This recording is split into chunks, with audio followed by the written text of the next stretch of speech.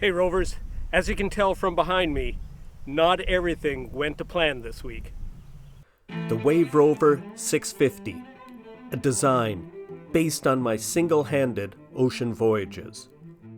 She's small, light, but easy to build, and strong enough to cross any ocean. My name's Alan Mulholland, and this is the Wave Rover story. Well, Rovers, a great big thank you to all of you who have participated in the Rover coin campaign. There are only 35 coins left. If you're interested, there's a link in the video description. Now, about the engine. Well, I was all prepared and I had spoken to the Yamaha dealership, and we had hashed out a good price on the 6-horse. And then my good friend Hugh from Wales contacted me and told me about the good success he has enjoyed with the Tohatsu Sail Pro. Now the Sail Pro is an interesting engine because, you see, it's designed for sailboats. It has, in the one I ordered, it has the ultra long leg. So it's the longest leg I've seen on any of these outboards at this size. It also has a gear change lever that's in the front of the engine cowling. So it's designed for sailboats. And when Hugh told me about this, well, I looked into it, and sure enough, it's a much better fit for what I want to do. Same weight, same horsepower, approximately the same price. It actually works out a couple $100 more expensive than the Yamaha, but I think it might be worth it.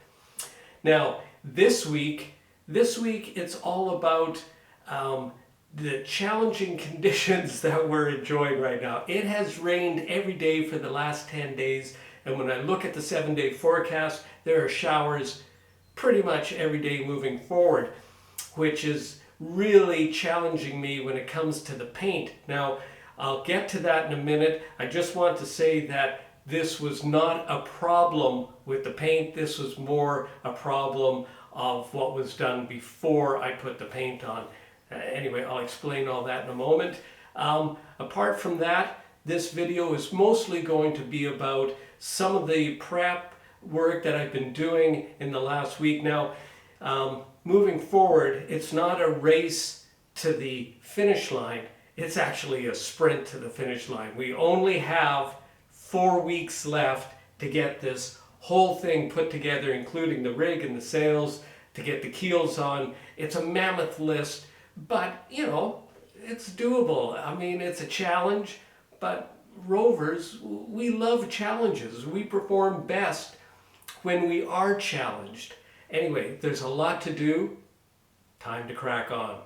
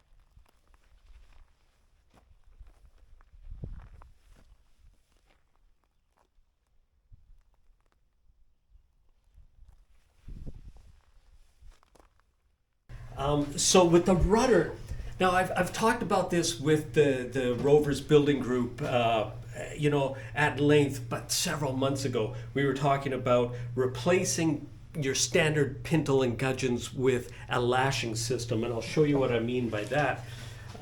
So here, if you can imagine, this would be the transom right here, and this is the rudder, and it's held on with these lashings. So this was my first model, and I'm not happy with it because you can see the ropes here, the lashings actually touch each other, and that's just going to cause this to break down over time. So that's model 1. Then we went with a more standard, and I'll explain what I mean by standard right away. And this is what we're going to go with. So we're going to have to build a little protrusion from Wave Rover that'll stick out about 1 inch on the transom, just a short distance. And then we will have the rudder lashed just like this. And it's great. Now, where did this idea come from? It's not really, it's not my idea. This idea actually comes from James Warham. And when I built that Tiki 26, which I've been dying to tell you about this, but there just isn't time right now. I will get to it later. But on the Tiki 26, this is the way James had designed the rudders to work. He was all about lashings. So where did the idea come from? Well, it really probably wasn't even James's idea. He probably got it from the Polynesians. And I just really latched on to the idea when I built that Tiki 26 and I put the lashings on, and at first I thought, oh, is that really going to work? But it does, and it works great. And those lashings were on there probably for 3 years, and then I sold the boat, so I don't know what happened to them since, but people report that these lashings last anywhere from 5 to 10 years. So I'm convinced. Of course, this is just some line that I had. This is nylon, and you don't want to use nylon because nylon stretches, and you can sort of see stretch just when I pull it. So, of course, we'll be using polypropylene line. It doesn't have to be big. Now, of course, the issue is going to be if you drill a hole in your wooden rudder, water is going to get in there and destroy it. So what we're doing is we're going to drill oversized holes, and then we'll drill them back to 3/16 once they're filled with epoxy. The other thing is I have, just let me move our models off the way here. So I have redesigned this rudder. I've taken notes and I've consulted with Andy, of course, on every step. So I've increased the size of the rudder greatly, and that's to compensate for the single junk rig sail, because the junk rig sail, it's just one sail, it's hanging over the side. So to help balance the boat, that's why I've changed the shape and size of the rudder, but I've tried to keep it really simple. Now, I just want to draw your attention to these holes. This is on the trailing edge of the rudder, and what are they doing there, you might ask? Well, that is for the Mark III. So even the Mark III is going to be, the trim tab of the Mark III will be lashed on to the rudder, to the trailing edge of the rudder. So that's the rudder. I have a few more holes to make, and then we can get on with glassing it. And we're not going to mount it in this video, but we will be mounting it shortly. Time to crack on with that.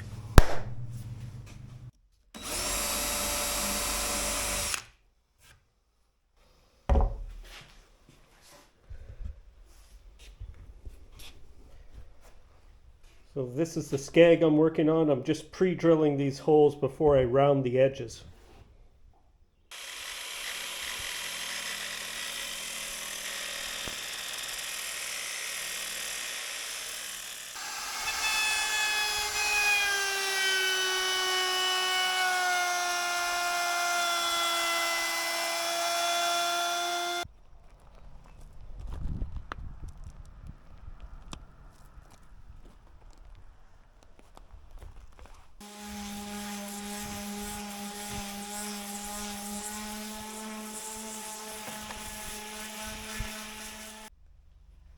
So it's the end of another long day, and how we ended it was by putting tape along the leading edges of the skeg and then putting peel ply over top of it, and we'll deal with that tomorrow.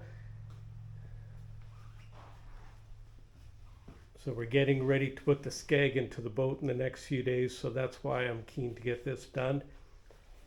And we also managed to do the rudder. Now the rudder is so big, I'm doing it in 2 halves. So I've put tape along the leading edge to the halfway point here, and then tomorrow I'll take the skeg out of this contraption, turn it over, or the rudder out of this contraption, turn it over, and get the other edge, the edge down here.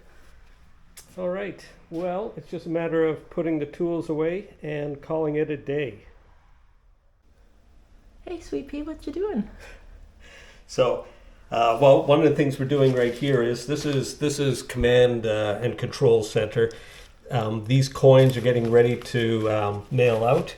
That's one thing. And then another thing is I'm just drawing up the bearing for the Mark III. And what I do a lot of is I make these sketches and I send them off to the professor, and then the professor is able to mill them up. He's got a great set of tools.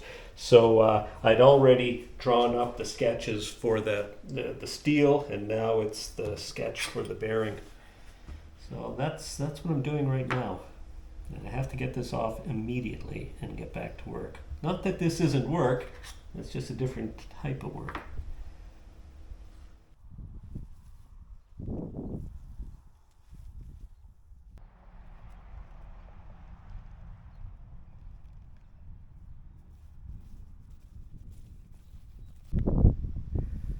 So this is what we're working on today. We're going to have cables coming up, and we're going to have our GPS antenna coming out through this one. It's a side mount. Not overly happy with the quality of this, but you know, time is a factor, and it's all I could find. These two will represent the power source from the solar panel. So I made this little piece of plastic here. It's starboard, and the idea is just to, you know, when you have water rolling across the deck, these little fittings should be up higher so the water really doesn't sit against any edges, not for very long anyway. So I've got two more to do over here. I've marked it out and pre-drilled it, and now I'm going to make up the piece of starboard. Okay, so this is a piece of starboard. It comes, or at least the stuff I have, I was given this actually quite a while ago. It's 3/4 of an inch. I ripped this on the saw, cross-cut it on the saw to this size. This is the size I need for my cable clamps. And now I laid it out on the back side, and I know where everything's going, but on the top, I want a nice round over, so I'm going to use the router for that. So.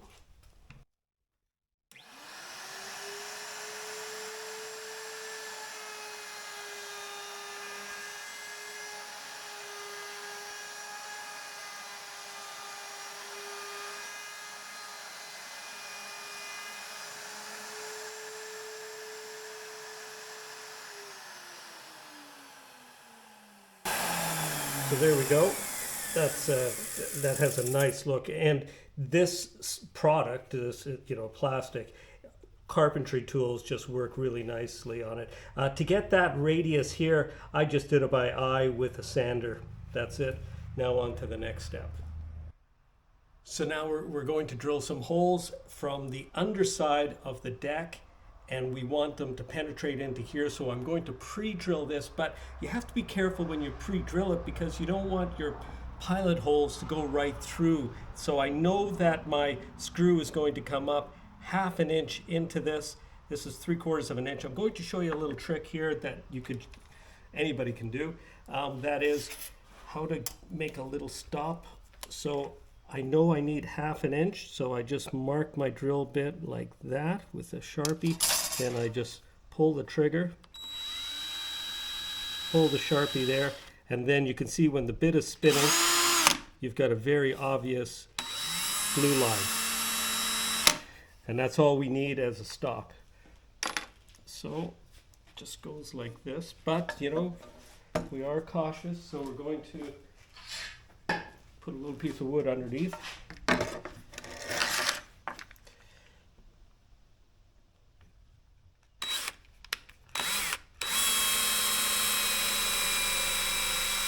There we go.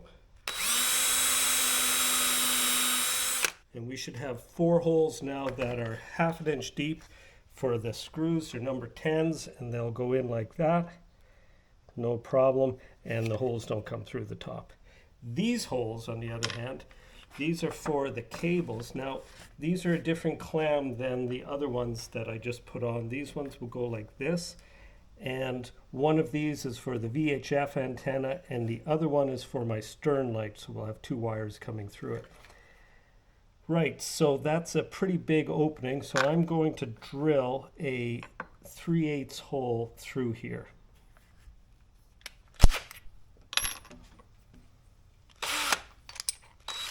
Now you could use a drill press if you want, but I'm just going to use a bit.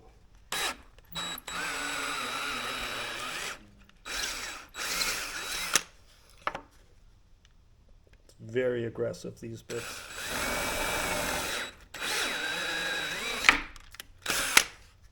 There we go. And I can see I'm still dead center on my layout lines, so I'm really good with that.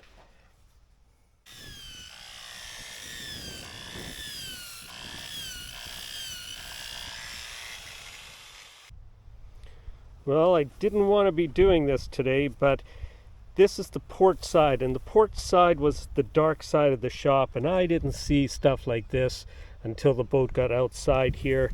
And it's because we're launching, we pushed back the launch date by 3 weeks. I feel I have the time to deal with this. Here's a particularly bad spot right here. Anyway, it's cosmetic, it's not structural.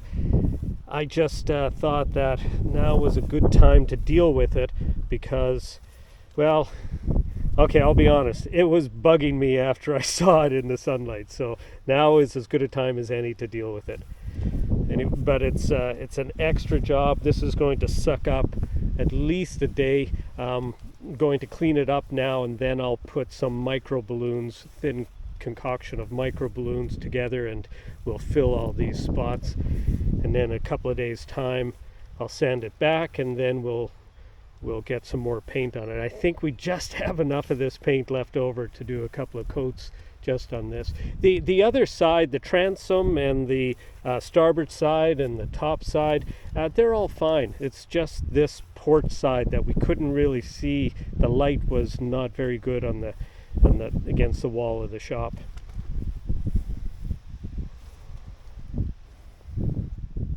Well, I hope you enjoyed the video. There's so much more that I have to do. Next week it's going to be all about putting the skag in, and with a bit of luck, the keels should be going on. We interrupt this broadcast to bring you a very special announcement. Rover coin has arrived, and in the ancient tradition of seafarers, this coin, which has an individual serial number, 001, will go under my mast. Now I had to order 100, of which 85 are available as a fundraiser. Now I'm not sure what metal they're made out of, but it's not gold, although you might think so. But I have it on good authority from someone in the Summerside Financial District that Rover coin could be a great investment in two ways. One, Wave Rover has a great adventure, and this individually numbered coin grows with the popularity of the Wave Rover 650s. And two, that Wave Rover and her skipper come to an untimely end, and Rover coins will skyrocket in value.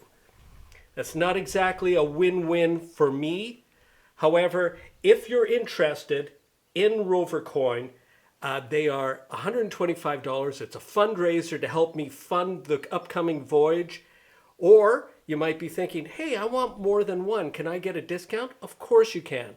If you buy 3 or more, these will be $100 each. I know it's a lot of money, and don't put yourself out if you're living paycheck to paycheck. It's not important. I love you guys, each and every one of you, whether you buy a coin or not. But this is a fundraiser to help out Wave Rover. Well, the Wave Rover patrons, with their pledges of support, really do make the creation of these videos possible. Now, if you'd like to know more about Wave Rover's patron page and benefactors bulkhead, I have links to both those pages in the video description. Now, another way to help Wave Rover, and it doesn't cost you a dime, is by sharing our content on your social media. So now, as always, Rovers, thanks for watching.